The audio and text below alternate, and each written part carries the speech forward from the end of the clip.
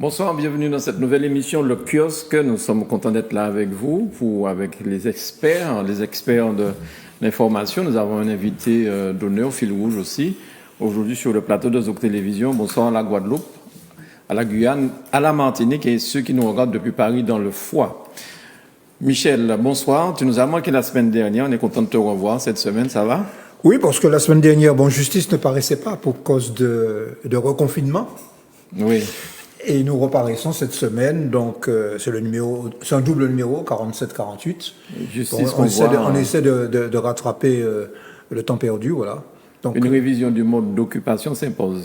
Oui, en fait, le titre un petit peu manqué. Bon, c'est Les Intempéries, c'est un éditorial de Georges Richaud qui parle des intempéries et qui dit que nous devons faire attention à la manière d'occuper notre sol.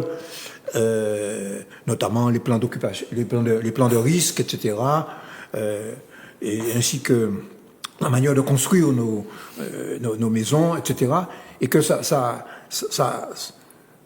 regarde le citoyen, ça regarde les maires, mais ça regarde aussi effectivement tous ceux qui doivent entretenir notamment l'écoulement des eaux, etc.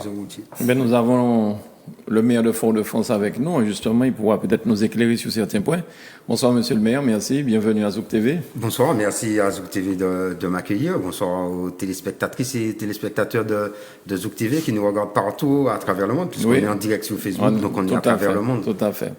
Et Facebook ne pardonne pas, on est partout dans le monde, c'est vrai.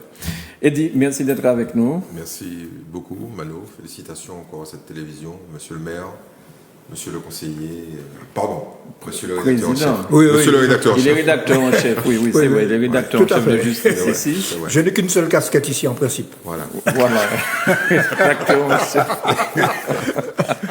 Tu vas t'en souvenir pendant l'émission? Oui, tout à fait. D'accord, ok. Alors, on va déjà passer un petit sujet, quelque chose qui s'est passé à Paris, un Martiniquais qui se fait tabasser, et donc, vous montrez 30 secondes de ça, avant qu'on en parle.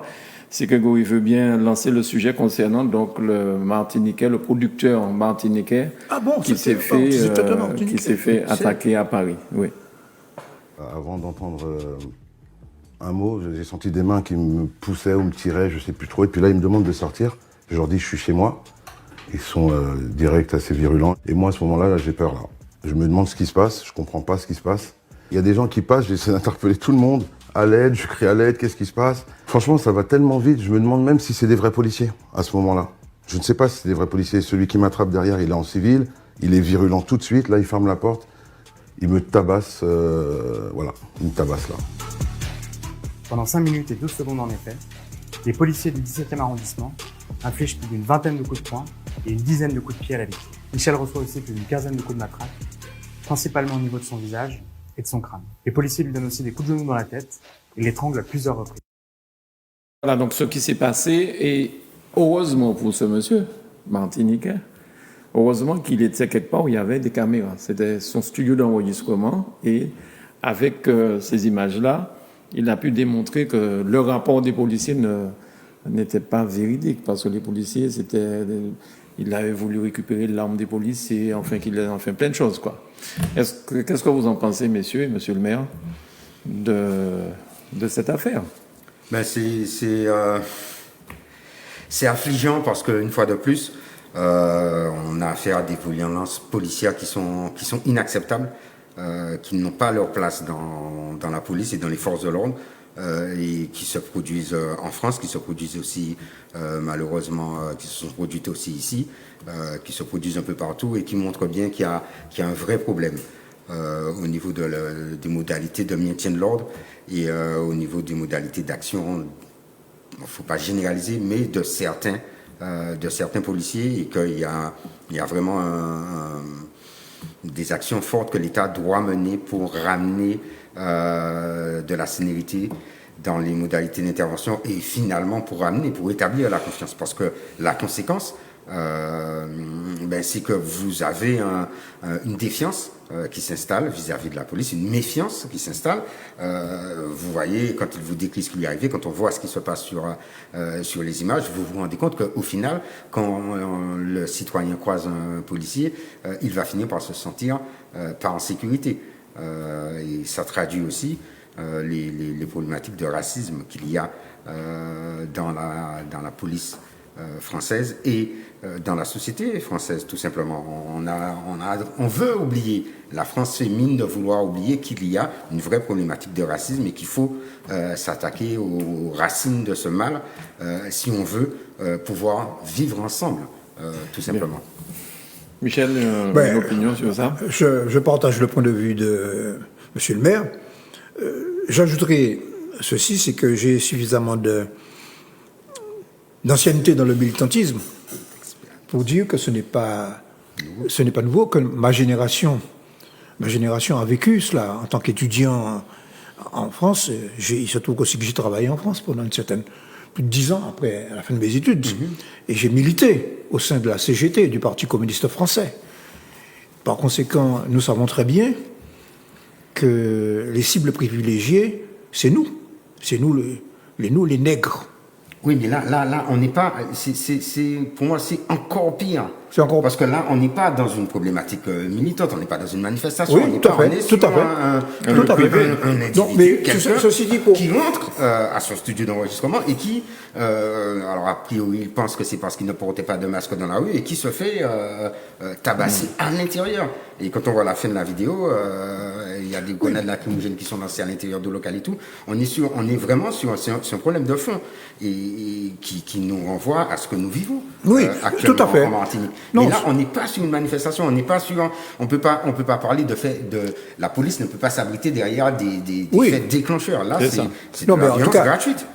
En tout cas, le vieux fond, l'existence dans la police, pas toute la police, l'existence dans la police, de vieux courants racistes ne peut pas être esquivé, et par conséquent, et notamment, il se manifeste dans certaines circonstances. Bon, par conséquent, il y a un vrai travail d'éducation républicaine, parce que comment peut-on passer, après des attentats de 2015, à des sondages qui ont publicité l'action des forces de l'ordre en France, à ce moment-là.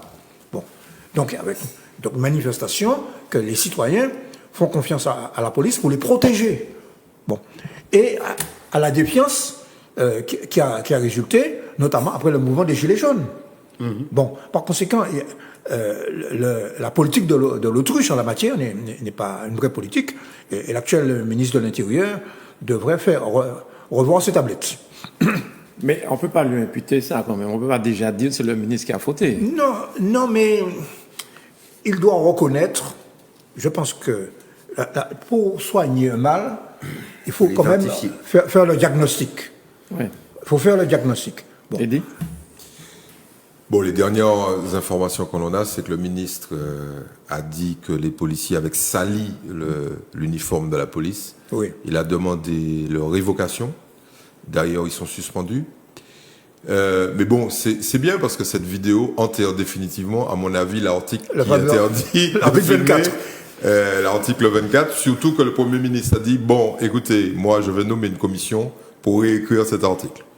Et il avait déjà dit, parce qu'il n'était pas tout à fait d'accord avec Darmanin, parce qu'il faut quand même expliquer aux gens ce qui est en train de se passer. Castex ne fait pas l'unanimité dans le gouvernement comme Premier ministre. Et il y a 3 personnes qui veulent sa place, c'est Darmanin, Blanquer et le maire. Le maire. Voilà. Donc, chaque fois, il y aura bien tape, mais il se défend bien. Mais bon, j'ai publié il y a quelques mois sur Twitter un certain nombre d'enquêtes qui ont été faites dans la police française. La police française est noyautée, à mon avis, entre 15 et 20% par l'extrême droite. Il y a des comptes Facebook racistes qui sont constitués de policiers. Ces comptes Facebook n'ont jamais été fermés. Il y a des alliances à l'intérieur, sans jeu de mots, il y a des alliances à l'intérieur de la police entre des factions fascistes et des policiers. C'est pas très compliqué. La police française, comme toutes les polices du monde, est le reflet de la société. On a vu aux États-Unis ce que c'était. Le mec qui a tué Floyd, c'est un raciste, même s'il est marié à une asiatique. Mais c'est un raciste, c'est un type qui dit, moi, je n'aime pas les noirs. Bon, donc il faut nettoyer simplement. Là où on peut nettoyer, il faut nettoyer. Il faut nettoyer Quand tu as une dit- partie de la police française et surtout fermer tous les comptes Facebook qui sont inadmissibles. Et puis, il faut, parce que ce qui se passe actuellement dans la police française n'est que le symptôme, tu dis qu'il faut identifier le mal, d'un sentiment de libération de ce type d'opinion, de ce type de propos, de ces comportements racistes. Et il faut que la société française se penche réellement sur cette dérive de la société française, de l'existence du racisme dans la société. Il faut arrêter de se cacher derrière son petit doigt. Il y a du racisme dans la société française qui va se traduire chez les policiers, qui va se traduire ailleurs, dans tous les corps de métier en réalité, dans tous les corps de la société. Et il faut vraiment travailler sur ces questions-là. Je ne sais pas, c'est pas la responsabilité du ministre de l'Intérieur. Il a des responsabilités à assumer là pour le coup. Il les assume en demandant leur évocation, etc. Mais il faut aller au fond du problème, sinon on ira de plus en plus vers des incidents, vers des exactions à caractère raciste, comme on l'a connu à une certaine époque, comme on a rappelez-vous, de Malik Oussekine qui a été tabassé, comme il y a eu des ratonnades, comme il y a eu des choses comme ça. On sent bien monter une certaine libéralisation, un certain sentiment de liberté face à ce type de comportement. Et il est urgent que la société française réagisse. Mais il faut aussi que nous nous disions que la Martinique n'est pas à l'abri de ça. J'allais y venir. Alors, quand tu as dit alliance sans jeu de mots, alors tu parles du syndicat Alliance. Comment non, dire, je te demande. Non. Le syndicat Alliance est très proche du Front National. Oui, mais je Bon, c'est voulais pas une découverte. savoir. Non, mais je voulais savoir aussi si tu n'avais pas fait allusion à l'alliance de 2015. C'était simplement pour rétablir ça. Là, tu veux provoquer. Mais je vais non. quand même donner pour que les gens, parce que bon, il y a des gens qui mettent en cause de manière systématique nos sources. Oui. Donc, j'essaie chaque fois de donner les sources. Alors, si vous voulez en savoir plus, vous allez sur un site qui s'appelle streetpress.com. Ils sont extrêmement bien documentés. Et vous vous rappelez probablement d'un petit jeune qui s'était fait tabasser, défigurer. Les commentaires, c'était le prénom de sa mère, Dragana, est d'origine serbe. Et l'autre commentaire, c'était vu la tronche, c'est du rhum de Serbie, ils ont infesté les pays de l'Est. Voilà ce qu'on trouve sur un groupe Facebook. Alors, je vais vous donner le nom du groupe Facebook, comme ça vous allez pouvoir voir. C'est FDO 22 Unis. Donc, allez-y, il y a 8000 policiers français qui échangent des propos racistes. Tu imagines, si on vit 8000 policiers en France, ce que ça peut faire. Donc, il faut nettoyer ça. Je veux dire, Darmanin, mon message est clair. Nettoie ta police et tu iras beaucoup mieux après. Bien. Alors, c'est sûr que du coup, la réforme qu'il était en train de faire, ne pas filmer la police, non, c'est pas ne pas filmer, c'est ne pas diffuser sans flouter. Ne pas diffuser. C'était pas ça, la même chose. C'est mort. Le Premier Donc là, ministre avec cette histoire-là, le Premier ministre ce soir a sonné le tocsin, c'est fini. Cet article va être viré. D'autant qu'il y a eu l'histoire à République. Tout à fait.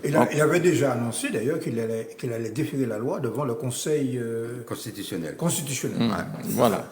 Pour s'assurer de la constitutionnalité de l'article, justement. Eh ben, il est mort, l'article. Bien. Alors, monsieur le maire, annulation ou pas du carnaval? Non, je vous pose la question parce que tout à l'heure... Faites attention, il y a 100 000 personnes qui regardent cette émission. Non, c'est parce que tout à l'heure, nous allons entrer dans des sujets chauds, peut-être, et puis on va peut-être pas parler de ça. Alors, on sait comment les Martiniquais, comme les Guadeloupéens, ils sont pour le carnaval, ils sont pour la Noël. Déjà en Guadeloupe, le préfet a dit pas ni Noël, pas ni carnaval. Donc ici, on a un Noël petit Jean.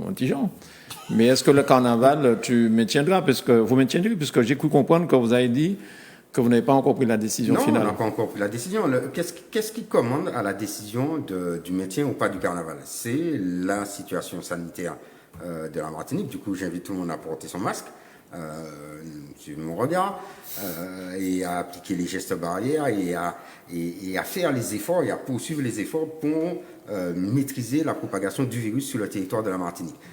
Donc nous nous organisons, nous réfléchissons, nous regardons comment, en fonction de l'évolution de la situation, on peut organiser les choses et comment on peut faire. Et il arrivera un moment qui n'est pas encore venu où il va falloir prendre une décision. Et à ce moment-là, on regardera par rapport à l'évolution de la situation, par rapport à l'évolution prévisible de la situation, s'il y a lieu de poursuivre ou s'il faut s'arrêter et se rendre à l'évidence, ce que je ne souhaite pas, que le carnaval ne peut pas se tenir. Depuis le début du siècle dernier, puisqu'on a changé de siècle, donc depuis 1905 ou 1906, le carnaval s'est toujours tenu. Donc l'annulation du carnaval est vraiment quelque chose d'exceptionnel. Il n'y a qu'en 2009 qu'il y a eu une difficulté à organiser le carnaval organisé, si on peut s'exprimer comme ça. Donc c'est vraiment une décision lourde. Et donc il faut prendre le temps de peser et il faut qu'on attende qu'on soit au stade où l'évolution de la situation sanitaire ne permet pas d'envisager. Or aujourd'hui, vu la pente de décroissance de la propagation du virus, vu les prévisions, je pense qu'il est trop tôt pour pouvoir décider qu'il n'y aura pas de carnaval en 2021, même si la fin de l'état d'urgence est prévue pour le 16 février, je peux te dire, donc j'y réfléchis beaucoup. Le 16 février, c'est-à-dire le mardi gras. D'accord, très bien. Bon, on est quand même rassurés parce qu'en Guadeloupe, c'est niet, il n'y a pas de carnaval, sauf si les choses changent, je crois.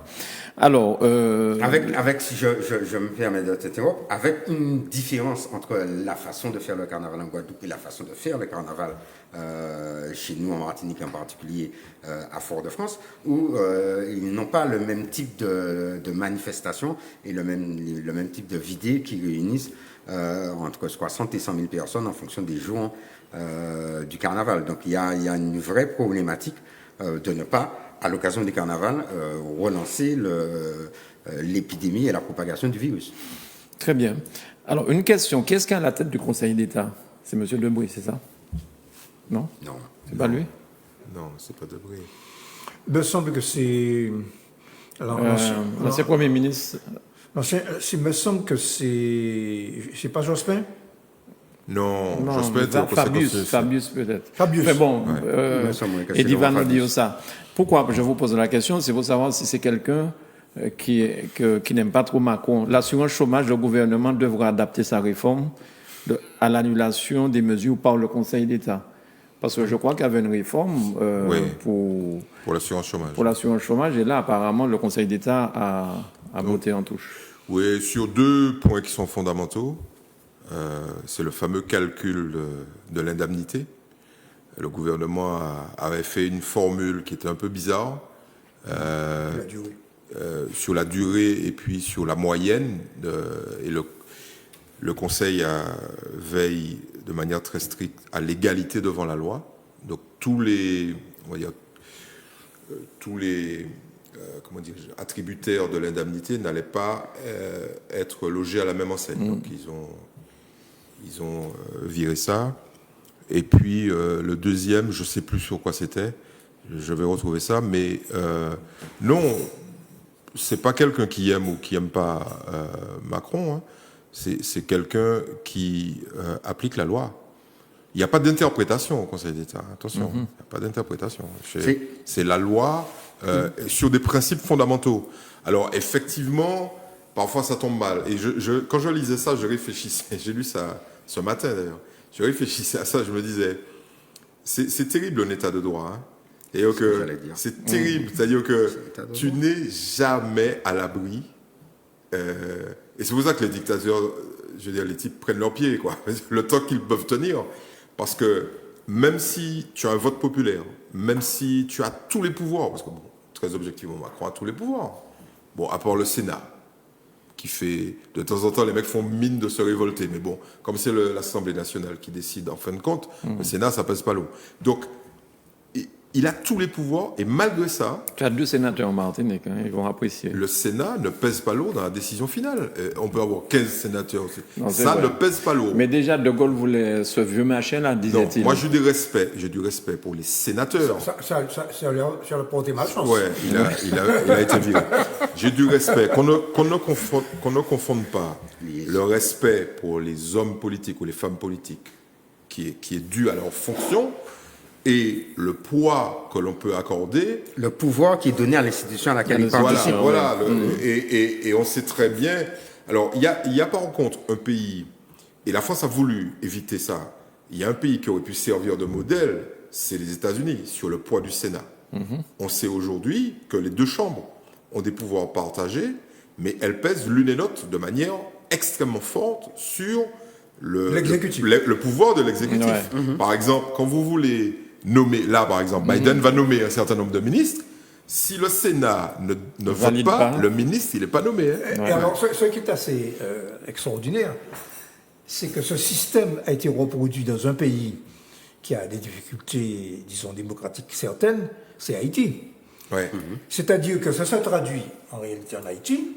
Quand un type est Premier ministre qui veut nommer les ministres, il est obligé de négocier avec la foultitude de partis politiques pour avoir des ministres. Ce qui aboutit à l'impuissance. Ouais. Bon. Ouais.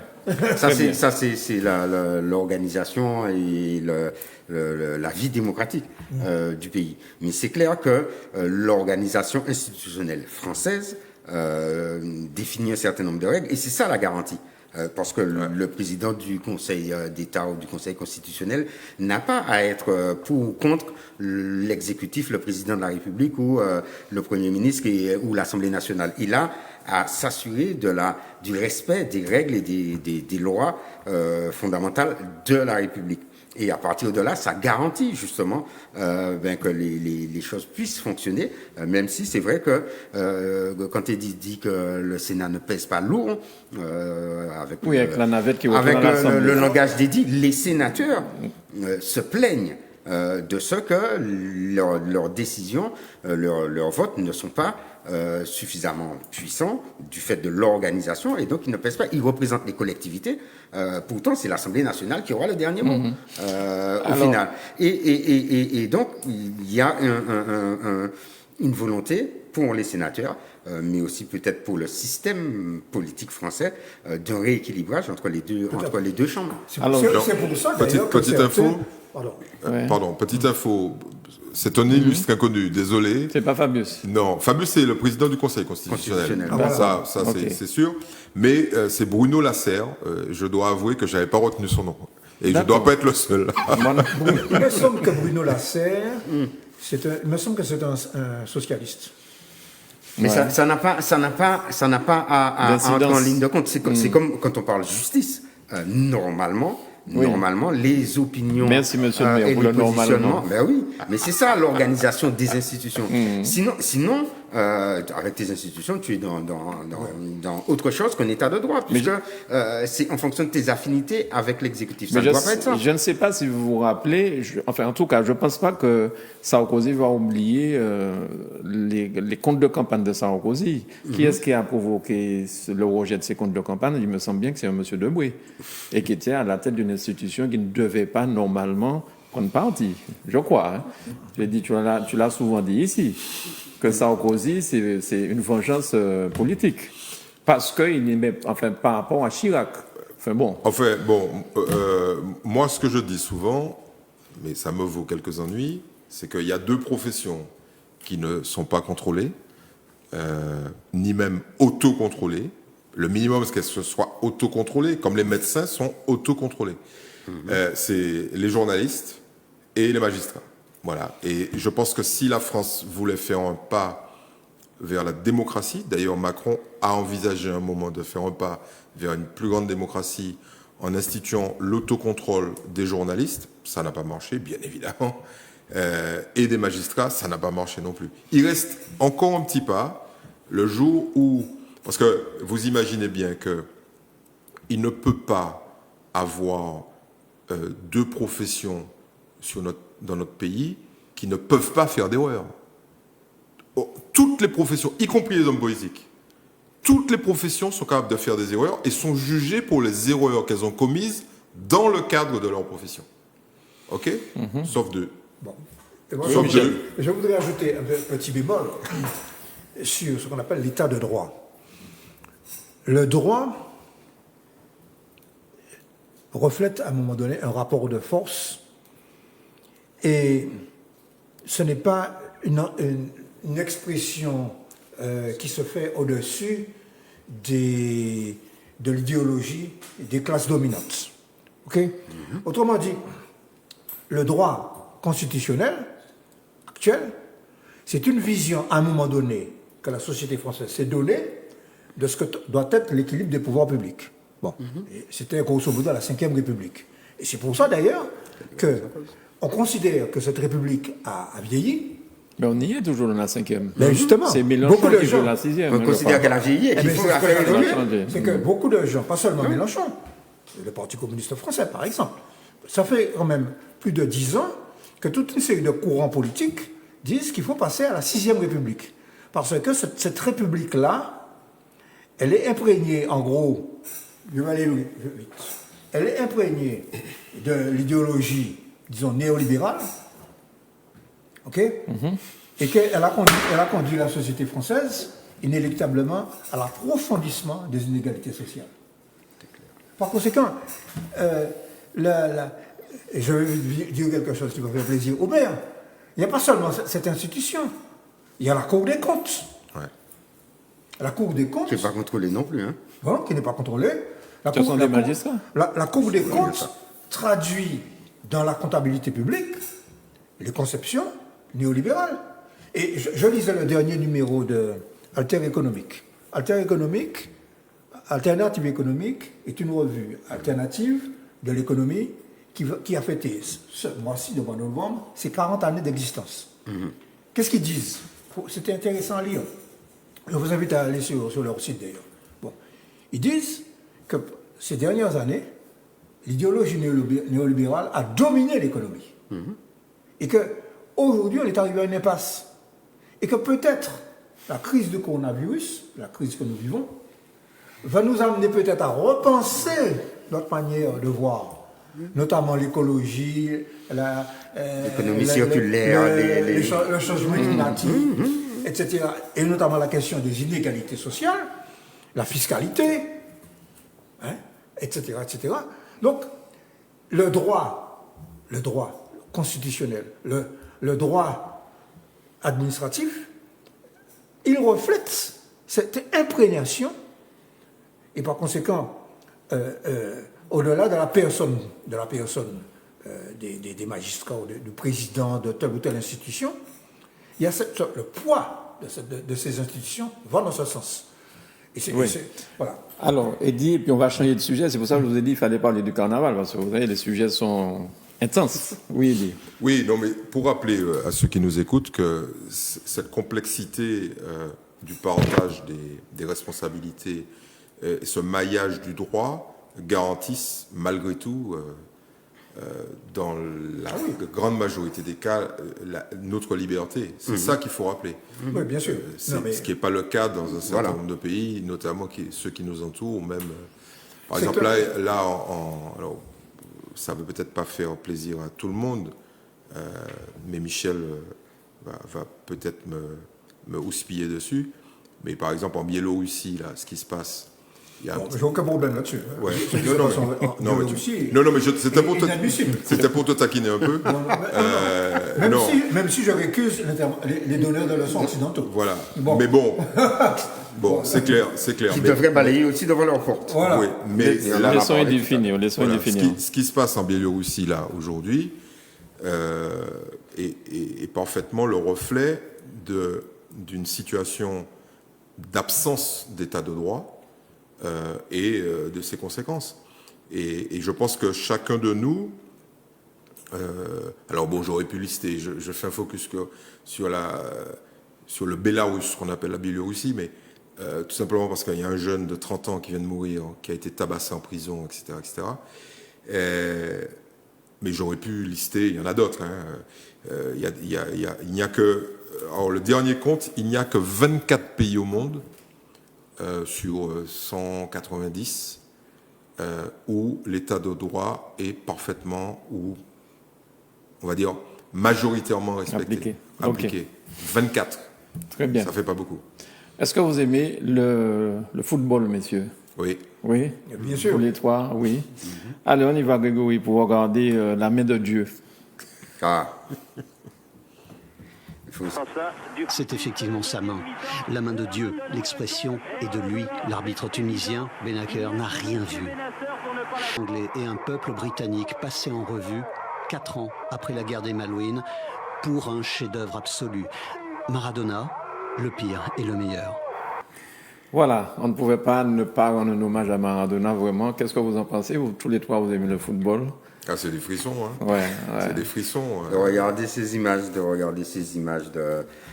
des deux buts, hein, parce que bon, on parle de la main, mais il faut aller la faire, hein. Voilà, Vu sa taille, surtout. Voilà. Oui, surtout vu sa taille. Parce que je rappelle que le gardien, lui, il saute avec ses mains. Donc voilà. Mais c'est un footballeur extraordinaire. Voilà, il y a eu une pardon. C'est aussi pour moi une victime du début du système de starisation des footballeurs. C'est un footballeur extraordinaire et c'est magique. Et on attendra longtemps avant de retrouver quelqu'un de ce niveau de talent et de génie. Oui, il semblerait que Pelé a dit qu'ils vont jouer au football ensemble là-haut. Ouais. Oui. Alors, il y a quand même un élément essentiel, Proche quand de même, Fidel qu'il ne faut pas oublier, Castro. c'est qu'au-delà de toutes ces dérives, notamment la drogue, etc., Maradona n'a jamais oublié ses origines modestes. Et il a toujours eu une inclination de gauche, ce qui fait qu'il a félicité, il a été l'ami des leaders charismatiques latino-américains, Fidel Castro, Hugo Chavez, Evo Morales, Maduro. Il a vu aussi la reine d'Angleterre, Michel. Oui. Non, mais ça, c'est... Moi, Je veux dire qu'il a été reçu dans le monde entier. Dans le monde entier. Je t'invite à lire attentivement Justice de la semaine prochaine. Nous allons publier un certain nombre de photos cultes des rencontres de Maradona et de Fidel notamment avec Castro. Castro qui lui met la casquette, la fameuse casquette. Il dédicace sa casquette, Maradona qui a le visage de Castro tatoué sur ses Il mollets, tout ça. fallait le faire C'est vrai. au moment précisément où il y avait une pression énorme pour diaboliser Cuba. Donc il a quand même eu le courage d'aller à contre-courant. Parce qu'il avait aussi un côté rebelle dans sa personnalité, y Tout à compris fait. dans sa personnalité de footballeur. Mais c'est avant tout un footballeur extraordinaire, un homme de génie. Et c'est vrai, avec ses origines sociales et son côté de gauche, et son côté rebelle qui l'ont amené à côtoyer un certain nombre de personnes. Mais on retiendra les frasques, le côté sombre. Le pire comme le meilleur. Oui, mais au final, c'est parce qu'on retiendra de Alors, la question qu'on se pose, Maradona. est-ce que c'est le plus grand footballeur du monde? Certains vont, moi je dirais que c'est plutôt Pelé. Voilà, après, il y aura des discussions. Ça reste. Mais ils étaient quand même. La télévision a montré hier soir ou avant-hier soir des images extraordinaires. On voit Pelé et Maradona ensemble.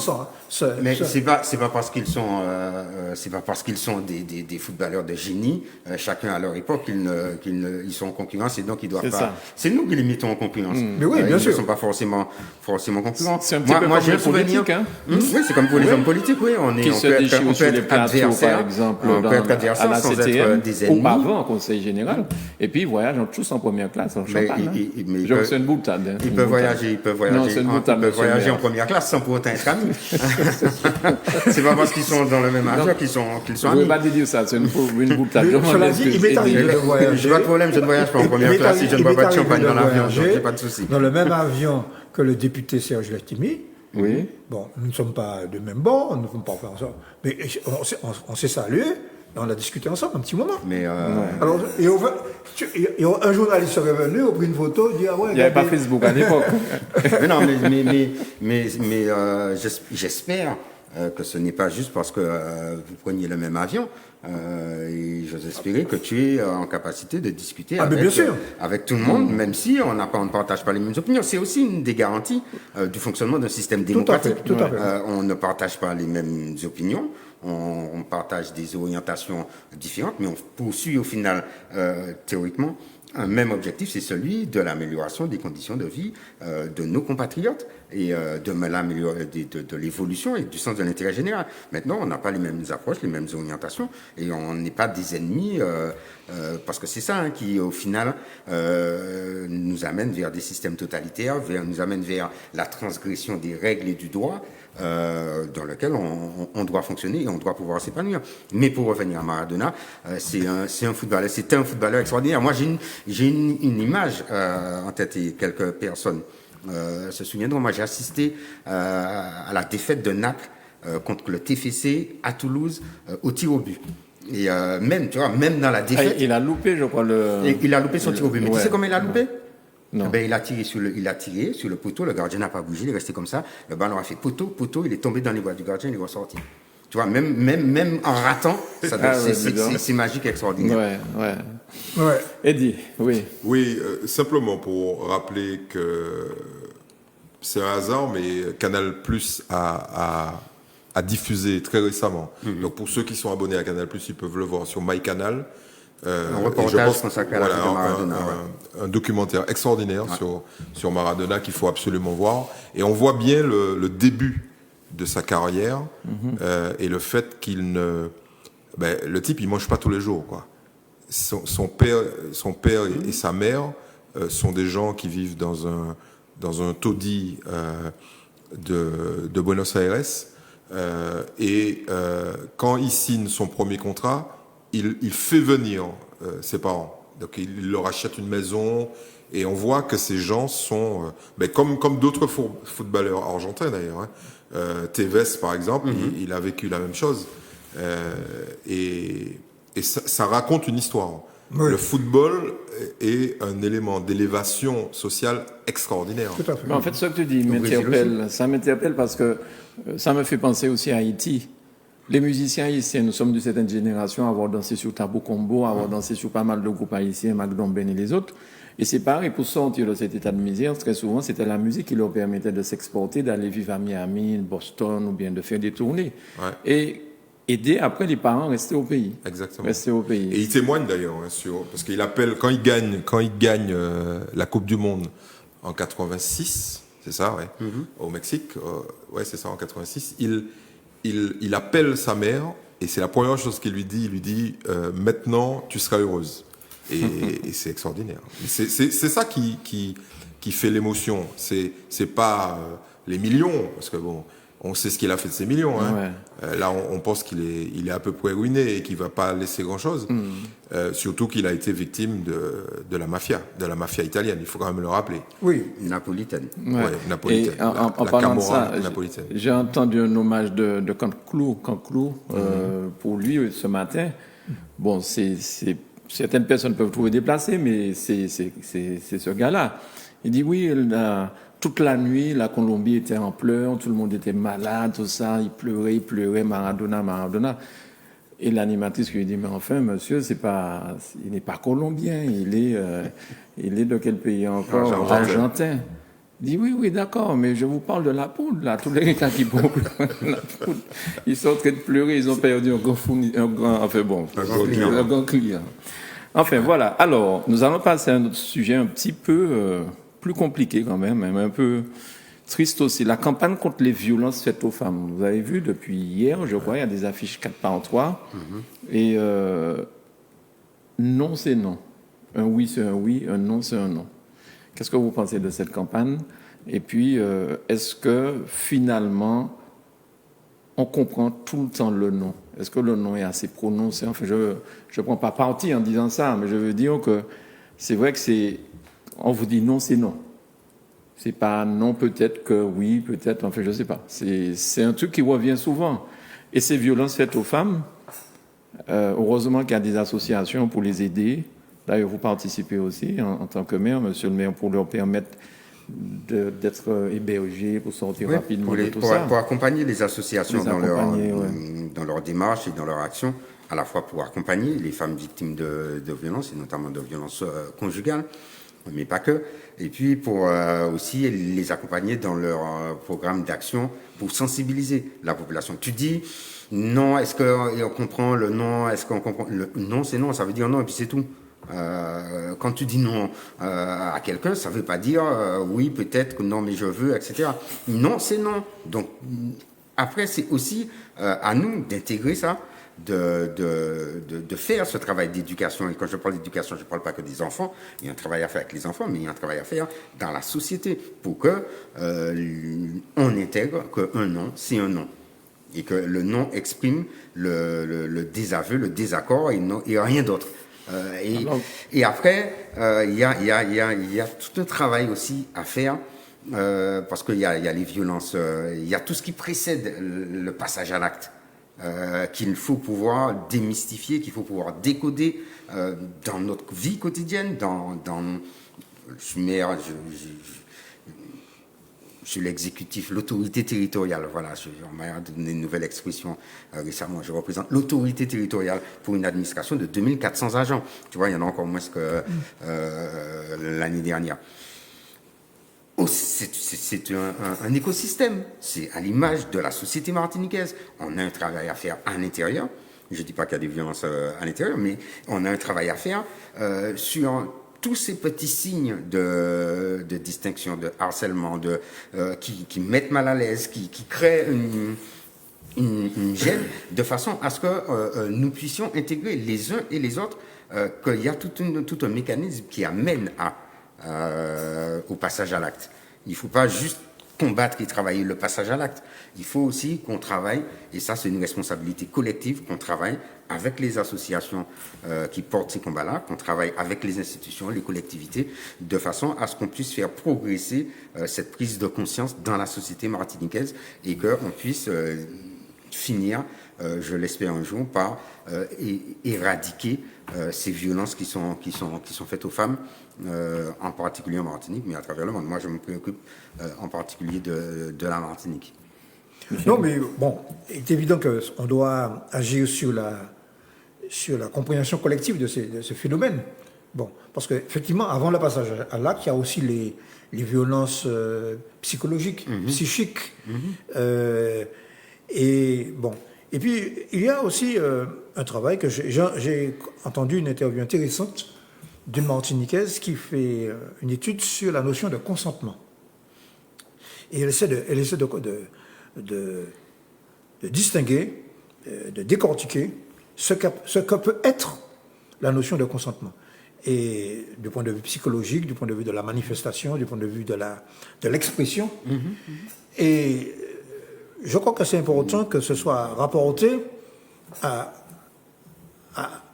la société martiniquaise. Parce que sur ces questions-là, il est certain que les rapports hommes-femmes dans notre société ne sont pas tout à fait ceux de la société française et des sociétés anglo-saxonnes. Nous sommes à mi-chemin entre les sociétés latines et les sociétés d'Amérique latine et les sociétés occidentales, par conséquent. Mais qu'est-ce qu'elle dit sur le consentement? Alors précisément, ce que j'ai cru comprendre de cette interview qui est passée, je pense, sur une radio de grande écoute, je crois que c'était ce matin, elle dit que l'expression du consentement de la part des femmes doit s'exprimer de manière beaucoup plus nette. Voilà. Est-ce que c'est une femme qui a écrit ça? C'est une femme. C'est une femme, C'est une femme. Alors, c'est intéressant parce que c'est une Martiniquaise qui est, je crois, docteur en psychologie. D'accord. Eddie? Alors moi, j'aimerais rappeler le travail que font les associations, mais surtout l'Union des femmes de Martinique. Sur leur site, vous pouvez retrouver un tableau qui est terrible, qui est ce tableau des féminicides en Martinique depuis 1998, avec sur chaque ligne le prénom, la date de la mort de cette femme provoquée par un homme, évidemment, et la commune dont elle est originaire. Donc ça fait froid dans le dos. Et puis également dire que les choses vont changer à partir du moment où il y aura alors bon, je vais me faire taper dessus par les policiers encore, ce qu'il faudrait créer dans les services de police, c'est un endroit où les femmes sont reçues non pas par des hommes, mais par des femmes, des policières, et où elles ont toute la garantie que ce qu'elles vont dénoncer sera à minima enregistré. Parce que bon, il peut avoir, on va dire, plusieurs interprétations. Non, mais déjà enregistré. Je dis bien, il peut avoir toutes sortes d'interprétations, mais au moins enregistré. Parce que, en fait, ce qu'on constate, c'est que, et je parle des féminicides, je parle pas des violences globales, je parle de la violence la plus extrême. Ce qu'on constate, c'est qu'il y a toujours eu des éléments d'avertissement, des préalables, qui n'ont pas, pour la plupart, été prises au sérieux par les services de police ou les voisinages ou les gens qui ont une autorité. Je ne veux pas faire le focus sur la police parce qu'il y a d'autres autorités. Il y a la justice aussi. Il y a des avocats, il y a des hommes politiques, il y a des associations. Et on s'aperçoit que là, il y a une problématique majeure de prise de légitimité de la, comment dirais-je, de l'aveu, parce que souvent c'est difficile, de l'aveu de la problématique, ou du signalement de la problématique. Et je pense que c'est fondamental. Et des signes précurseurs qui annoncent. L'irréversible. Ouais. Alors, Ce sont déjà des violences. Hein. Est-ce qu'on peut garder la dernière image, s'il te plaît, Grégory, que tu viens de passer? Parce que ce que tu as dit sur le consentement, je crois que c'est quand même, sans aller à l'histoire de coups plus loin, mais juste sur cette histoire de consentement. Si c'est pas sûr que c'est oui, dis-toi que c'est non. Donc, en réalité, de plus en plus... Alors maintenant, il y a le harcèlement aussi, dont les gens peuvent se plaindre, les femmes généralement. Et avec ce système-là, je crois que de plus en plus, les hommes n'oseront plus aborder une femme, parce que c'est vrai, si c'est pas sûr, dis-toi que c'est non. Alors que certaines personnes disent non, peut-être en espérant peut-être que la personne peut interpréter ou faire un jeu. Non, mais j'ai déjà entendu des femmes dans des émissions ici me dire oui, mais c'est un jeu, il fallait qu'il insiste. Alors comment le gars va savoir qu'il fallait qu'il insiste? Mais c'est ce que vous voulez dire. Insister, là on ne va pas être d'accord. Insister ne veut pas dire être violent. Ah oui, mais c'est pour ça que j'ai dit en dehors de la violence, bien mais sûr. C'est ça. Donc ça veut dire que le non doit t'amener à, y compris revoir tes stratégies, te questionner, mais le non ne doit pas t'amener à te dire c'est un non qui m'invite, donc je fonce. Voilà. C'est pour ça que l'étude de cette personne, de cette Martiniquaise, cette sociologue, cette psychologue, en rapport avec la mentalité, l'évolution des mentalités ici, me paraît intéressante. Très bien. Oui, parce que ce n'est pas quelque chose, ce n'est pas un problème abstrait. Bon, il y a quand même une manière d'aborder les femmes européennes, qui est une manière d'aborder les femmes européennes et qui est une manière d'aborder les femmes de nos pays qui est différente, quand même. Ouais. Non, mais il y a une notion culturelle. C'est clair qu'il y a une notion culturelle, mais moi je pense qu'il faut pas centrer les choses sur, allons dire les choses, les relations, la drague, etc. C'est pas ça. Je pense que c'est pas ça l'idée. L'idée, c'est, comme vient de le dire Didier, c'est qu'il y ait non pas une automaticité du passage à l'acte de violence. Voilà. C'est surtout ça qu'il faut. C'est ça, c'est ce sur quoi il faut mettre le focus en disant.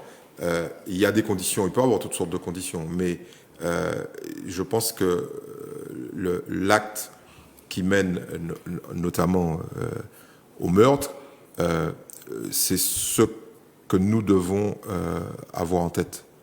Plutôt que des rapports culturels entre les hommes et les femmes. C'est pas ça. Je crois pas que ça soit ça. Je pense que ce qui amène ça, c'est la domination physique et la domination économique. Oui. La domination. Parce que il y a quand même, nous ne devons pas ignorer qu'on est dans une société quand même où, malgré les progrès qui ont été réalisés depuis 20-30 ans, les salaires, les fonctions occupées par les femmes dans la société restent quand même inférieurs à celles occupées par les hommes, et que le rapport homme-femme sur le terrain économique alimente la domination de l'homme. Ouais. Bien.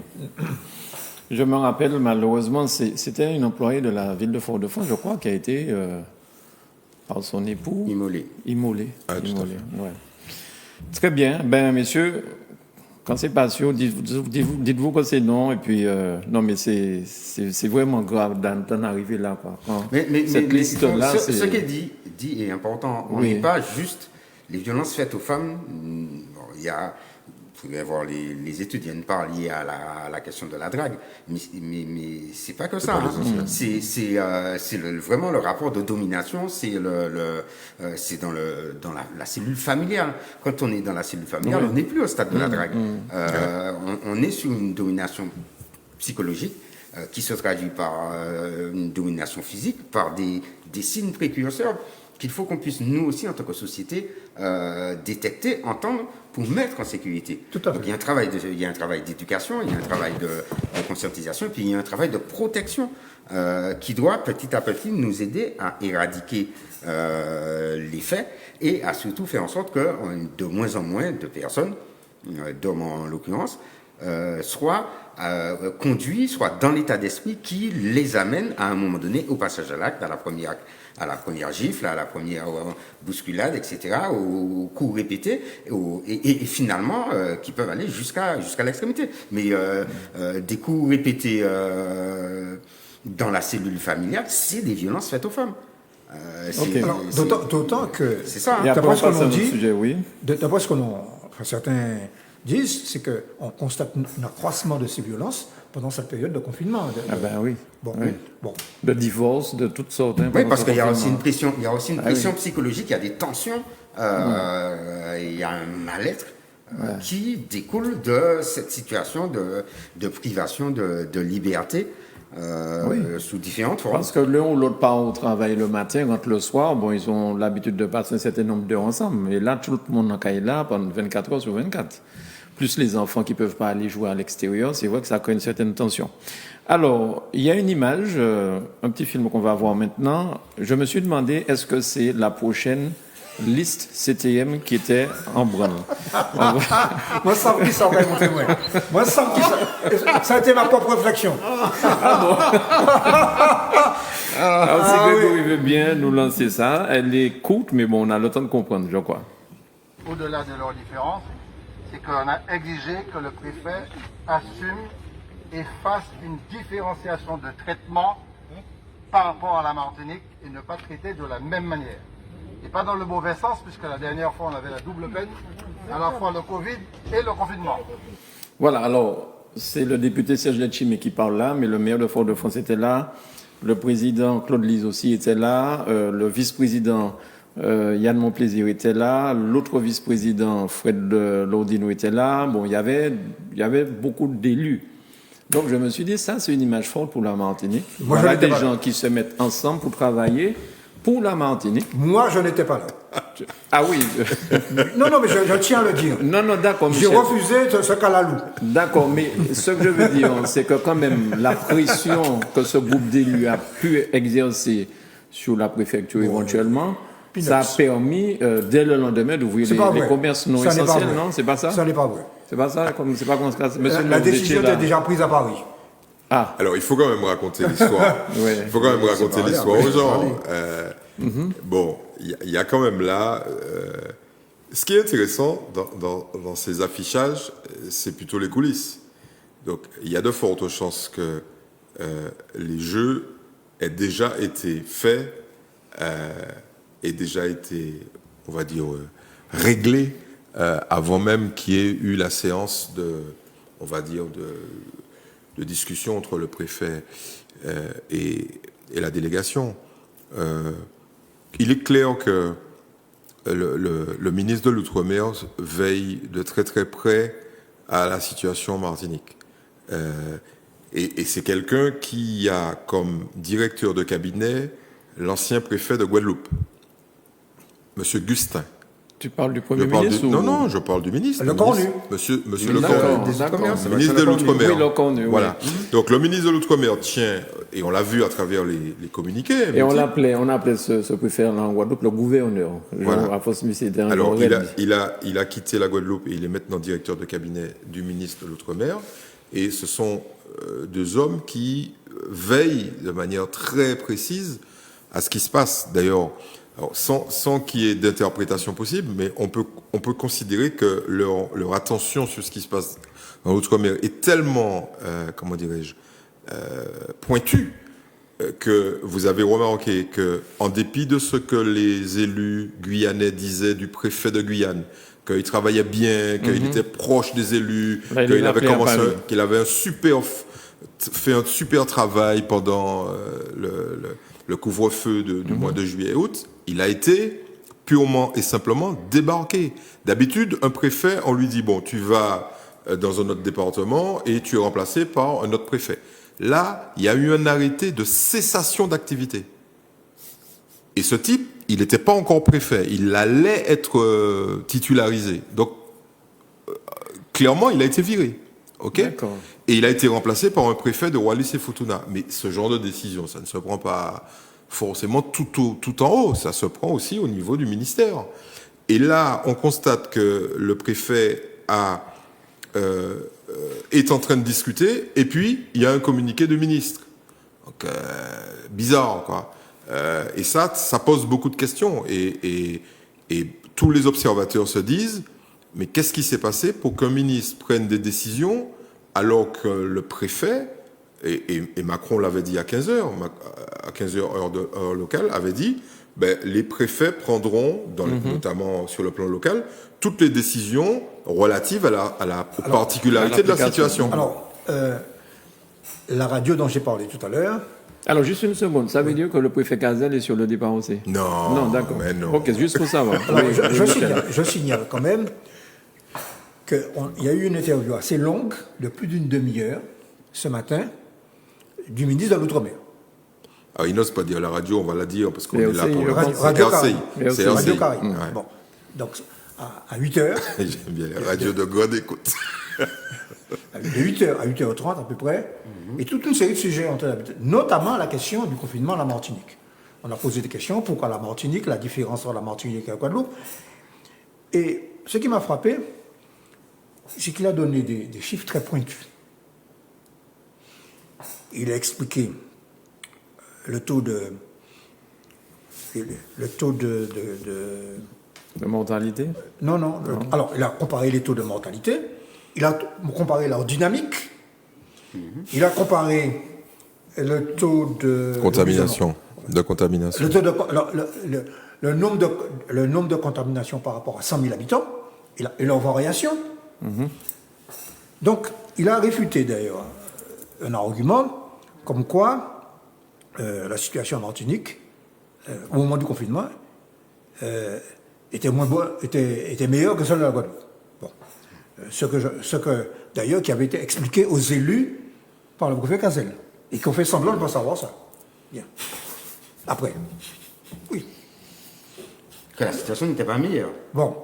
Attends, justement, j'ai pas bien compris. Parce qu'il y a une grande partie du raisonnement de ceux qui récusent le confinement, c'est de comparer le nombre de morts en Guadeloupe et le nombre de morts en Martinique. Bon. Il a donné d'autres critères d'appréciation qui montraient en gros qu'il y avait une dynamique exponentielle en Martinique et que par contre il y avait une dynamique inverse de réduction en Guadeloupe et en Guyane.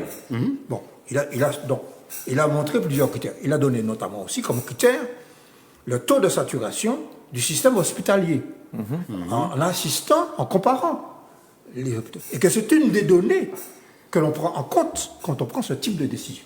Bien. Donc, ce que je veux dire simplement, c'est que, pour aller dans le sens de ce que Dieu dit, on a un ministre qui avait une feuille de route extrêmement précise et il a décrit avec précision les étapes futures. Bon. Autrement dit, mais là, on parlait de la prochaine liste de la 7e, hein. On s'en est écarté là. Non, mais on va y revenir, mais attends, Michel. On va y revenir, mais je termine là-dessus. Attends, oui. juste une petite précision, excuse-moi de t'interrompre. Ce que Michel dit, et il devrait rajouter, ce qui est unique. C'est la première fois qu'un ministre de l'Outre-mer, dans la période actuelle, s'occupe d'une problématique local. Et dans les détails. D'habitude, on nous a habitués, on nous a dit, bon, écoutez, c'est le préfet. Oui. Bon, il a fait la Et là, même le ministre, il arrive. Il a fait la même chose pour l'eau en Guadeloupe, d'ailleurs. Parce qu'il a abordé plusieurs sujets. Hein. C'est très intéressant à réécouter, d'ailleurs. À mon avis, c'est très intéressant. Mais pour ceux qui nous occupent, là, Oui. donc au moment où il y avait cette espèce de wélélé, là, Quoi donc? La réunion devant la devant préfecture? devant Il a les appelé présidents ça, de préfecture. vous avez entendu, il a appelé ça un calalou. Hein. Bon, Michel, il faut la laisser finir. Michel, Nous n'avons pour- pas tout le temps de l'émission pour finir. Voilà, Quand même. voilà. Michel, Il faut non, qu'on non. réponde. Michel, Je vais pas un pouvoir conseil, aller un conseil d'une dame qui nous envoie des messages. Si tu veux que le masque reste, il faut que tu pinces la Autour partie du nez. métallique autour de ton nez. Bon, Eh ben, masque là va bon, quoi. bon, alors, mon pensé. Bon, parce que peut-être je parlé trop fort. Mais dis merci à la Oui, dame. je vais lui dire merci. Dis-lui Dis merci à quand la même. dame. Bon, je termine. Ce que je veux simplement C'est dit au dire. revoir à la dame. Dis au revoir, ouais. Et au revoir, madame.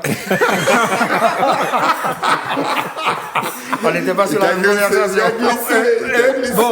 Bon, quand même. Le calalou.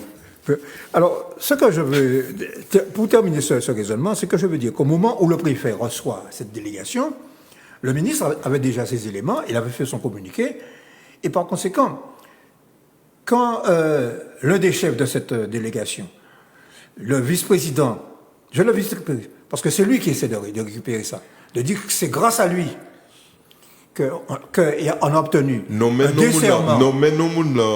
Monsieur Mon Plaisir. Voilà. Que c'est grâce à lui qu'on a obtenu un desserrement du confinement, c'est fou. Bien. Donc, monsieur le maire, quand vous êtes allé en préfecture, vous n'étiez pas encore au courant que le ministre de l'Outre-mer avait pris sa décision. Non. Et vous n'avez pas eu l'impression que c'est vous qui avez su convaincre le préfet?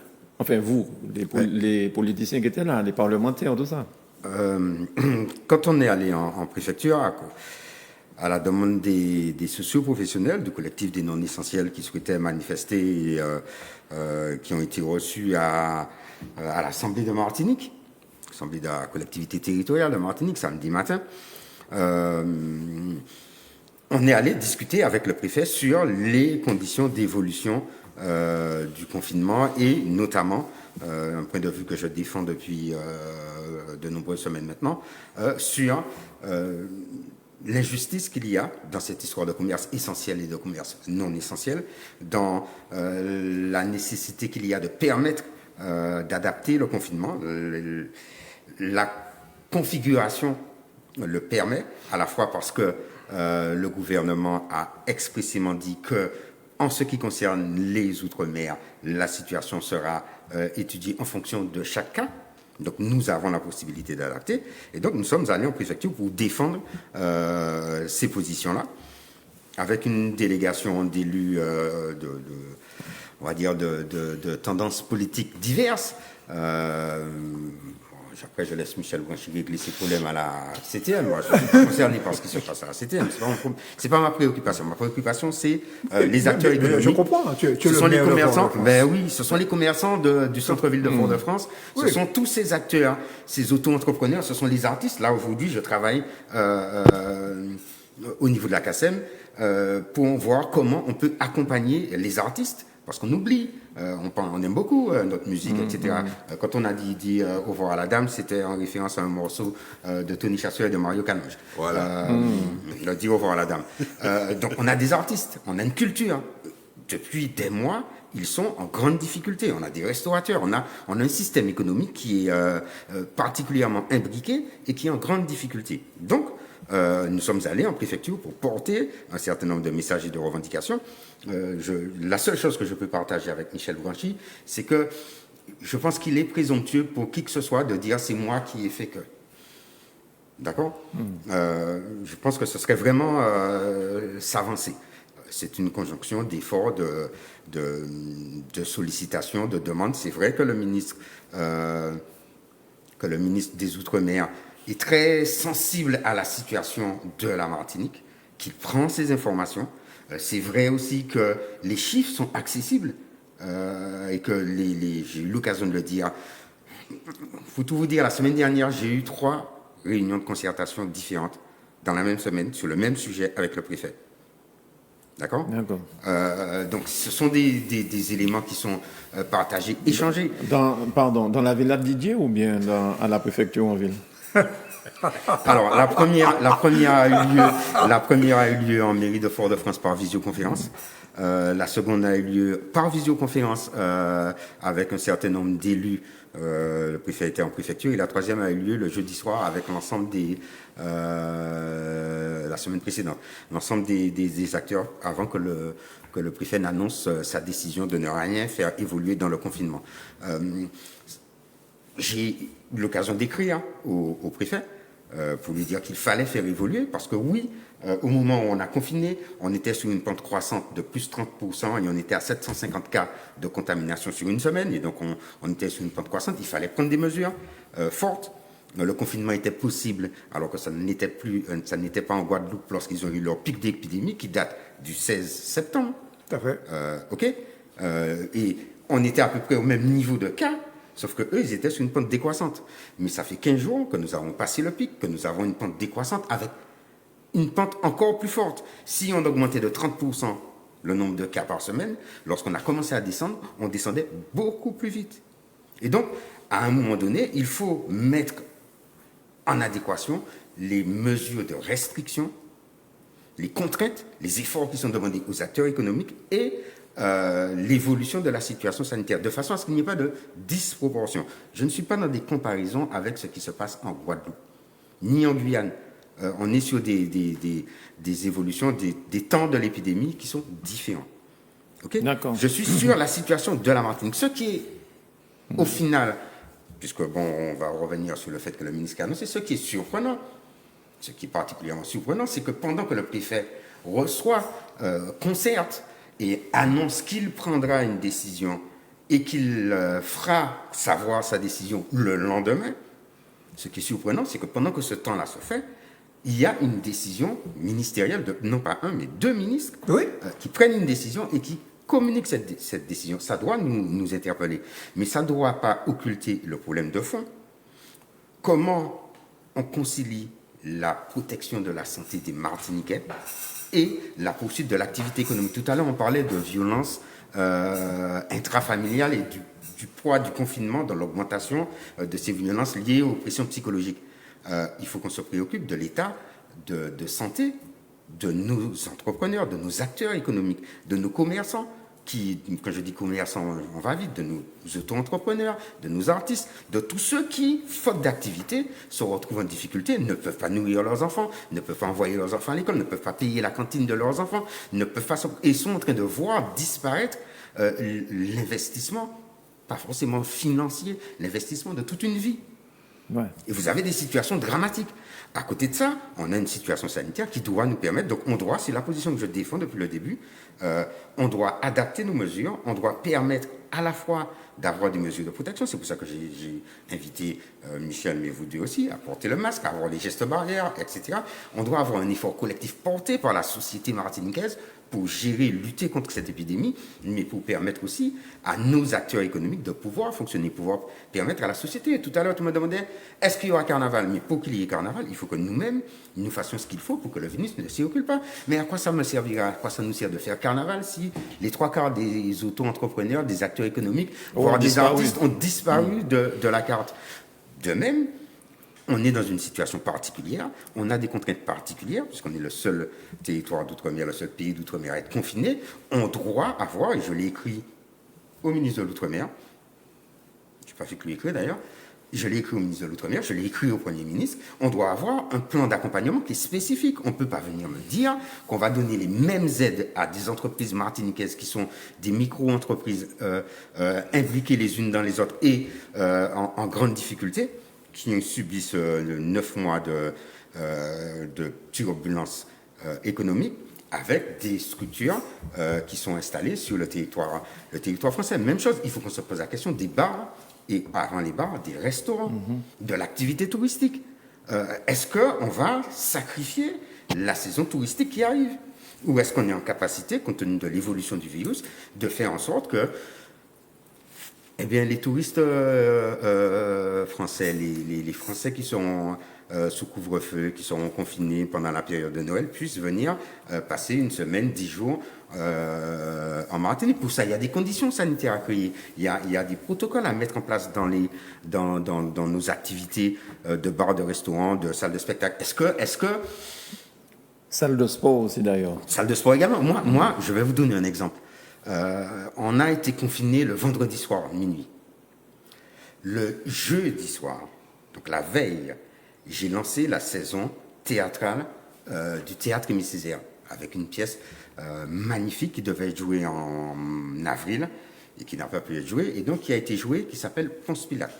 Vraiment une pièce magnifique avec des marionnettes, un truc extraordinaire. Mais on était dans la salle du Théâtre Émile Césaire, il y avait des mesures de protection, des masques ont été remis à chaque personne à l'entrée, gel, les gens ont été installés par rangées au fur et à mesure, ils ont été positionnés et les choses pouvaient se passer. Il est fondamental aussi qu'on permette à la culture, qu'on permette aux salles de théâtre de pouvoir fonctionner. Donc il faut travailler à cet équilibre-là, et il faut, parce qu'on pense sortir du confinement, mais il ne faut pas en sortir pour y revenir. Il faut créer les conditions de fonctionnement de la société martiniquaise avec l'existence de ce virus. Parce que je reste persuadé que lorsque l'hypothétique vaccin qui nous est annoncé va arriver, il va y avoir de sérieuses questions qui vont être posées, que chacun va se poser sur je le prends ou je ne le prends pas. Je lui fais confiance ou pas à ce vaccin. D'accord. Donc, il y a des chances qu'on vive encore un certain temps avec. Maintenant, les interprétations politiciennes de cette démarche et à l'invitation des acteurs économiques, je dirais que c'est un épiphénomène par rapport au travail de fond qu'il y a à faire, et ce travail de fond nécessite qu'on sorte aussi. Ça, c'est mon point de vue. Tout le monde connaît ma façon de faire la politique. Et je pense qu'il faut, sur des sujets comme ça, qu'on sorte de nos divergences. Au début de l'émission, on parlait de la capacité à pouvoir se parler, à pouvoir discuter, voire à pouvoir boire du champagne quand on prend l'avion première classe, ce qui n'est pas mon cas, je prends un voyage en première classe. Il faut aussi pouvoir, lorsque nos acteurs, notre société martiniquaise nous interpelle, il faut pouvoir mettre nos divergences de côté et faire front avec eux pour pouvoir obtenir un certain nombre de choses. Alors, Eddy, juste avant que je voulais te poser une question. Est-ce que le préfet n'a pas une petite maladresse quand il a dit « je parle d'exécutif à exécutif » ? Oui, en fait, ça, je n'ai jamais entendu le préfet dire ça. Cette phrase a été rapportée par Yann Monplaisir, qui a dit que le préfet lui a répondu ça. Bon. Enfin, ça a été dit par Claude Lise. C'est Claude Lise qui a... Oui, enfin, c'est des choses qui sont inventées. Bon, enfin, moi, je pense qu'il faut que nous évitions de faire des commentaires sur les commentaires. Ouais, d'accord. Je pense qu'il faut faire attention. Parce que ça ne s'arrête plus, quoi. Je veux dire, Marajo a dit que, parce que, machin, bon, bref. Non, moi, j'aimerais revenir sur quelque chose qui est difficile, mais sur lequel il faut quand même marquer les esprits. Je pense que c'est important. Les gens vont toujours se battre pour survivre. Et c'est une donnée de base, et je pense aux commerçants. Nous-mêmes, notre activité, nous avons perdu 85% de notre chiffre d'affaires. Nous faisons de l'événementiel, et il n'y a plus d'événementiel. Bon, ok ? Donc je suis bien placé pour dire que nous souffrons. Très bien. Mais j'aimerais aller au-delà de ça. Il y a quand même un élément important. C'est que il faut que les responsables politiques qui ont mené cette démarche puissent dire la vérité aux gens. Or, je ne crois pas que ça soit le cas. Exactement. Je ne crois pas que ça soit le cas. Didier a commencé à dire la vérité. Tout à fait. Ok ? Et il faut la dire. Il faut dire aux gens, écoutez, c'est pas très compliqué.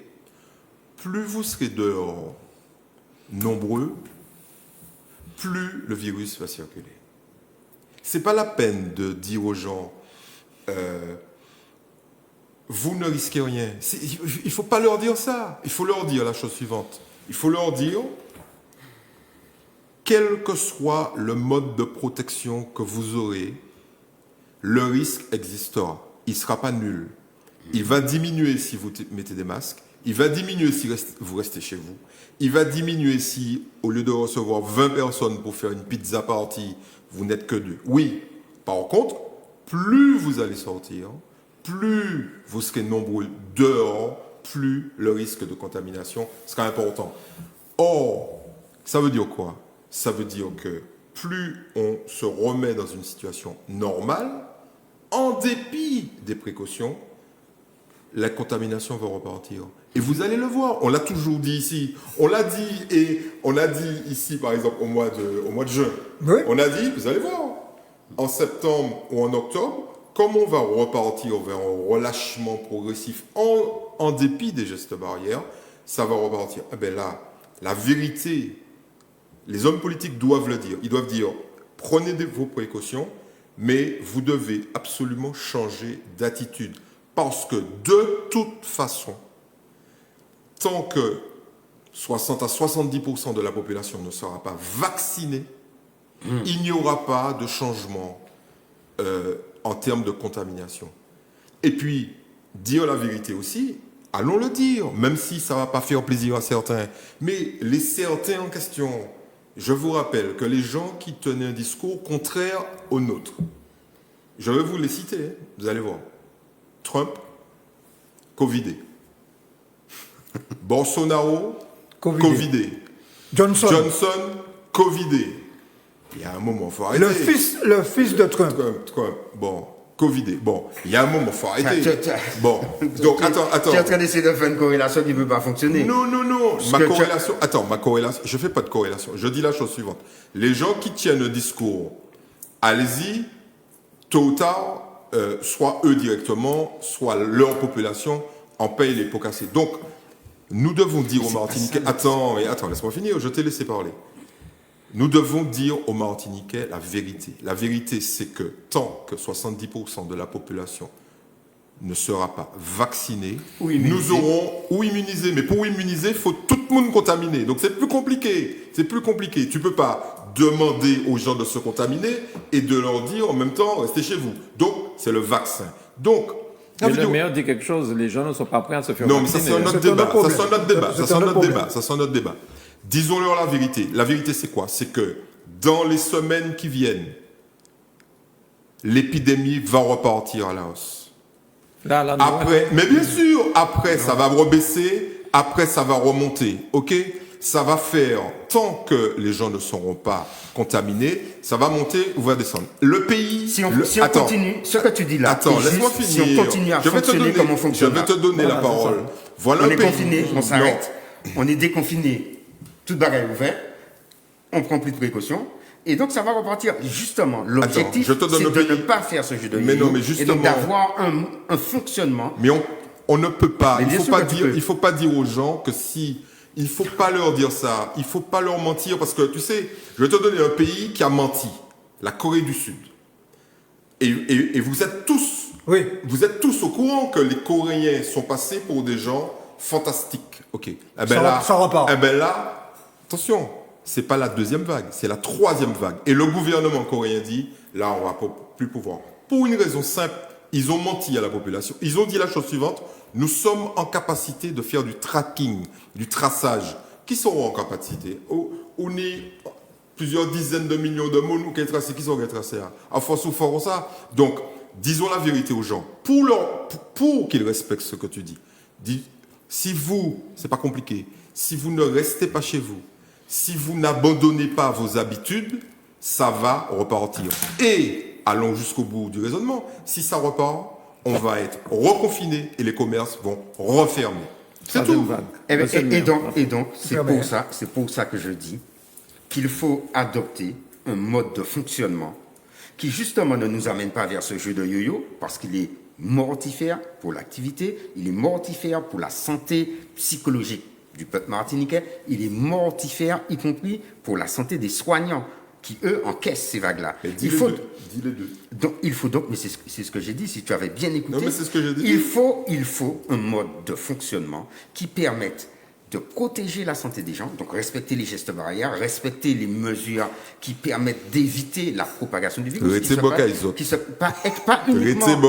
Et dit pas uniquement rester bocaïsot. Entre autres. Pas uniquement, puisque faut quoi il travaille.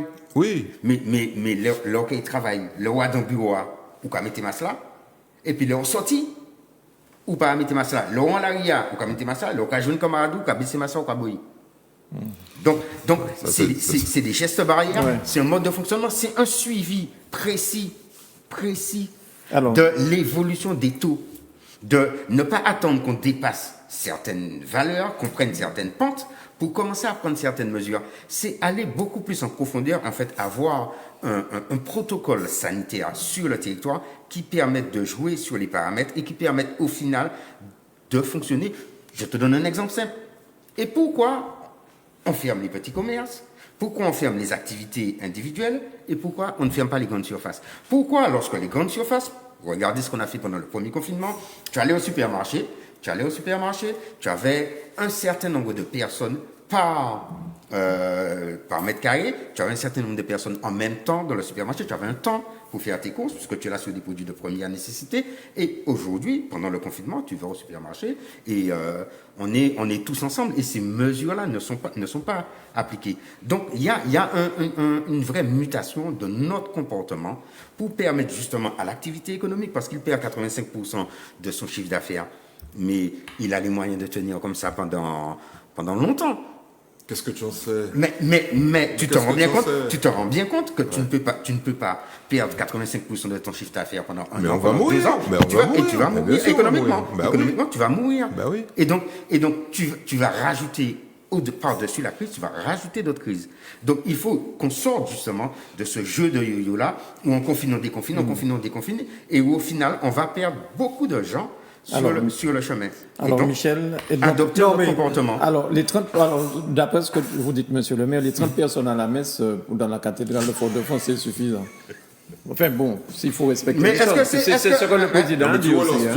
Oui, bon, alors laisse Michel parler. Tu mets 30 personnes. Est-ce que tu réalises que tu mets 30 personnes à la cathédrale en me disant ça crée des attroupements devant l'église, mais tu en mets 250 dans le supermarché? C'est quoi la logique? Voilà, Michel. Bon, écoutez, moi, je vais revenir à... Je ne vais pas faire de comparaison entre petits et grands commerces, etc. Je vais reprendre ce qu'a dit le professeur Cabier juste au lendemain du décernement de confinement.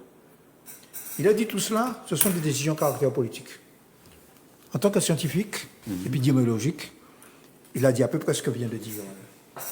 Il dit, plus on est nombreux à se voir, plus le virus circule, et moins on se voit, moins le virus. Et que le risque, c'est un nouveau reconfinement.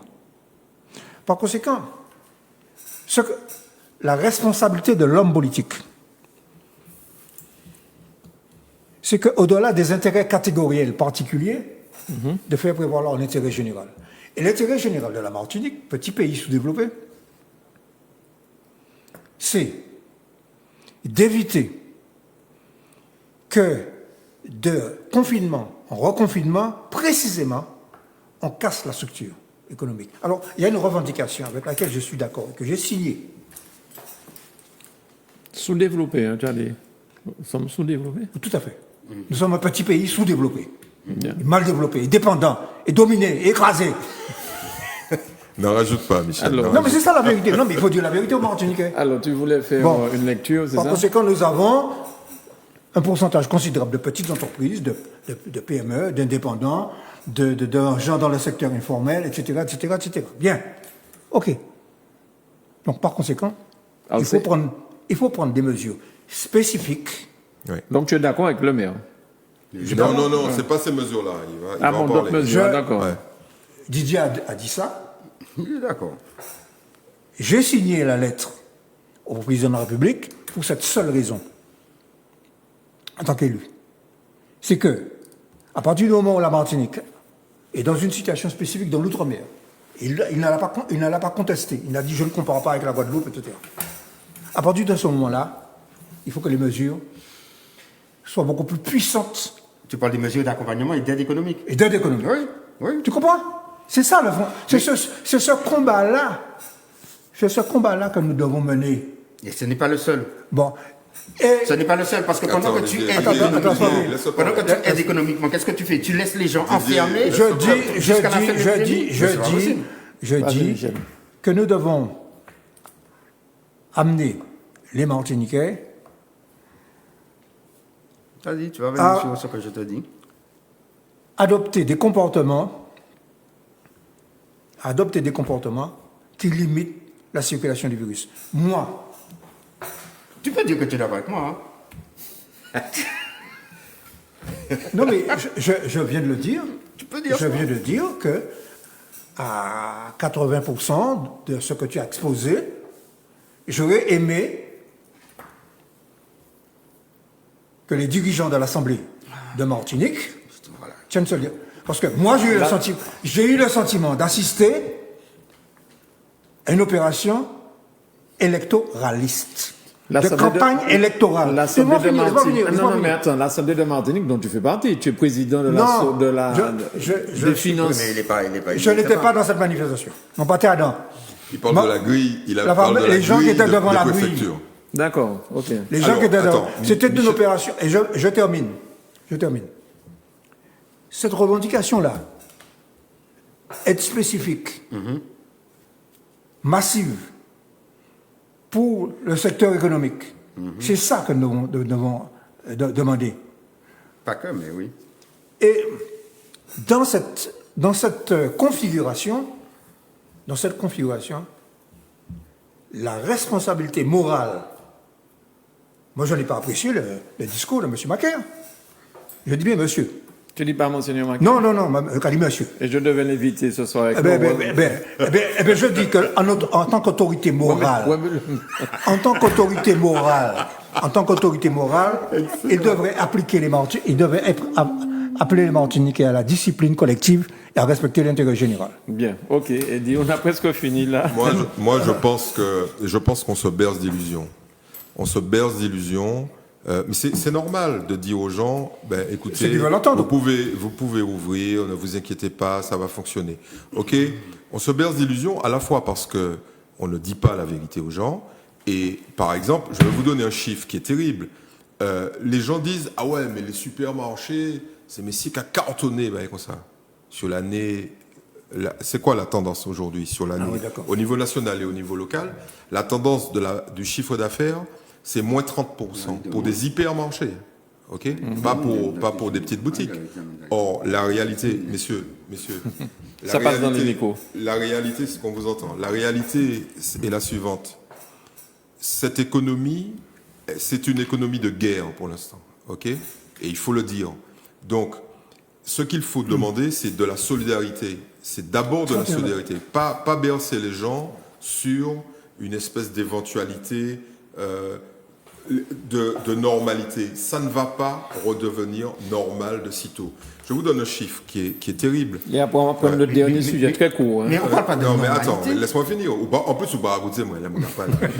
Écoutez-moi. On Alors, fait débat en non, même écoutez-moi. temps. Vous n'avez pas fait deux débats. Bon, Non. écoutez-moi. Alors, Ça n'était écoutez-moi. qu'à Les Martiniquais ont mis, chaque année, les Martiniquais mettent de côté, on va dire, sur l'épargne, 250 millions d'euros. OK? On l'a vu la dernière fois. Là, sur le troisième trimestre, juste le troisième trimestre, OK? Le deuxième trimestre, avril, mai, juin, ils ont mis 300 millions d'euros de côté. C'est normal. OK? Donc, Ils vont le dépenser. Monsieur, laissez-moi finir. Oui, ils vont le dépenser Et après. laissez-moi finir. Cet argent, il n'a pas été dans l'économie. OK? investi. Donc, il faut très clairement que le gouvernement, au lieu de dire, avec les hommes politiques martiniquais, au lieu de dire aux gens, vous inquiétez pas, les petits commerces, tout ça, vous allez ouvrir, ça, c'est mort. OK? C'est pas le fait d'ouvrir qui va sauver les gens. Même s'ils ouvrent, ils auront mécaniquement une baisse massive de leur chiffre d'affaires. OK? Faut pas se bercer d'illusions. Tu as commencé à le dire, mais il faut être très précis. Il faut dire au gouvernement, écoutez, vous donnez aux gens une partie de De leur ce qu'ils chiffre d'affaires. auraient dû avoir. Exactement. Voilà, c'est ça. C'est ça. Alors, 20%. Alors, il y a déjà des gens qui commencent à courir. Ah ouais, 20% du chiffre d'affaires. Ne vous faites pas d'illusions, les mecs. C'est 20%, pas du chiffre d'affaires 2019, c'est 20% sur la période comparée à la période précédente. Donc, c'est pas 20%. Et jusqu'à un certain montant. Et 100 000 euros Voilà. maximum. Voilà. Donc, Ce qui ne répond pas c'est- à la problématique de tout le monde. voilà. Donc, Mais oui. donc, le message des hommes politiques martiniquais devrait être le suivant. Écoutez, c'est pas la peine de dire aux gens qu'ils peuvent ouvrir, comme ça ils vont peut-être subsister. C'est fini, ils sont morts, ok? On a enlevé au marché près de 40 milliards d'euros sur l'année. 40 milliards d'euros éliminés, ok? Il n'y a pas eu de consommation. Donc, il faut donner aux gens, les gens en question, ce sont les gens qui n'ont pas pu ouvrir ou qui sont impactés directement ou indirectement. Il faut leur donner l'équivalent à minima de ce qu'ils auraient dû toucher pour tenir. Et ça ne représente pas des sommes colossales, puisque comme Michel l'a dit, la très grande partie de ces gens-là, c'est des gens qui font moins de 200 000 euros de chiffre d'affaires sur l'année. Bayo manger pour yo péchébé. Bayo l'argent pour... Alors, je vais rapidement, parce qu'on a fini. Ce que j'étais en train de montrer Oui. à Michel Branchi, c'est le courrier. Il faut qu'il consulte plus souvent les publications du maire de Fort-de-France. Ce que j'étais en train de lui montrer, c'est le courrier du maire de Fort-de-France et du député de la circonscription de Fort-de-France, Serge Letchimy, qui a été envoyé au Premier ministre, au ministre de l'Outre-mer et au préfet en date du 31 octobre. C'est-à-dire deux jours après. Ben oui, pour dire, ben, si vous fermez, si vous confinez, il faut avoir cette histoire d'équité entre les commerces essentiels et non essentiels et les produits qu'on peut vendre. 2, il faut mettre en place un plan d'accompagnement spécial pour la Martinique, pas pour l'outre-mer, pour la Martinique, parce que nous avons des acteurs, c'est ce que je disais tout à l'heure là, des acteurs économiques qui sont en grande difficulté. Et ce ne sont pas les mesures du territoire français calquées sur la Martinique qui vont permettre de régler le problème. C'est ça.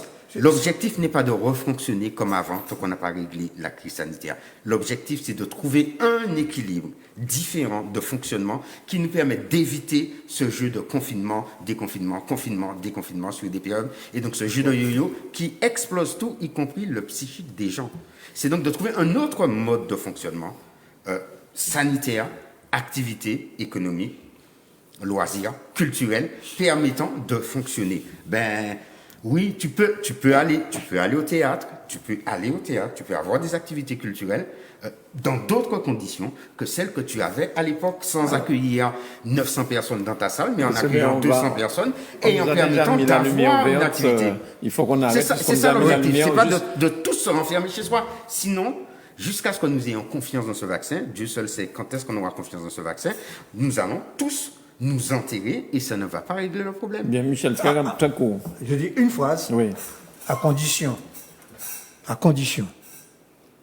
que les dirigeants politiques, comme le dit Eddy, appellent les Martiniquais à l'effort, à la discipline et à la cohésion. C'est ce langage qu'on doit tenir. Moi, je voulais demander au maire des explications sur les droits de mutation. Bon, mais l'heure est arrivée, on est obligé de rendre l'antenne. En tout cas, merci beaucoup. Et surtout, pensez à dire aux gens systématiquement d'appliquer les gestes barrières. Quand tu vas chercher ta pizza le soir, quand tu vas livrer, récupère ta pizza et rentre chez toi. Chez Aldo ou ailleurs. Ne reste pas, je veux dire, comme d'habitude, prendre la blague avec les copains, boire 2 bières, etc. Parce que c'est là que le virus va se transmettre. Ayons une attitude responsable, c'est-à-dire une attitude de protection qui permette justement de limiter la propagation du virus et qui permettra d'avoir un autre mode de fonctionnement que le ouvert, fermé, ouvert, fermé, ouvert, fermé. Michel, vous auriez pu être sur la même liste là ou deux. Mais ce que dit le maire, il y a de fortes chances qu'il soit sur la même liste. C'est le bon sens près de chez nous. T'as entendu ça? Quoi donc? Le crédit agricole, le bon sens près de chez nous. Mais non, mais Un anticapitaliste notoire. Messieurs, merci beaucoup tous les trois. Merci beaucoup. Merci à vous chez vous de nous suivre. Et je vous rappelle, zouk.tv@gmail.com quand vous avez des questions ou des questions à nous poser, si vous voulez allez-y, voilà.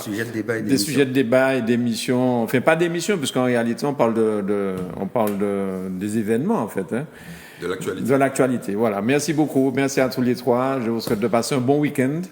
On peut aller à la mer, en fait, monsieur le maire? Oui. Oui.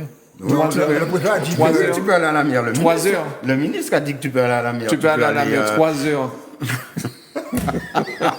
Très bien. C'est déjà ça. C'est déjà ça, oui, voilà. C'est déjà ça. Ce qu'il ne faut pas, c'est faire des grands rassemblements à la plage. C'est aller prendre ton bain de mer, mais pas aller faire ta fête à la plage. Ce que je voulais dire, c'est que je suis de ceux qui ont perdu. Ma salle de karaté est fermée. Tu as gagné autre chose, Michel. Non, mais ce qu'on Tu t'es reposé. Il a gagné du temps pour écrire Voilà, un tu numéro de es plus justice. frais, tu es plus frais. Là, il faut faire une antenne. Il faut qu'on des arrête. séances de karaté en plein air. Voilà. Il faut qu'on arrête. Très bien. Merci à tous les trois. Merci à Grégory. Merci à François. Standard. Merci à vous chez vous. À très bientôt sur Zouk TV. Bye bye.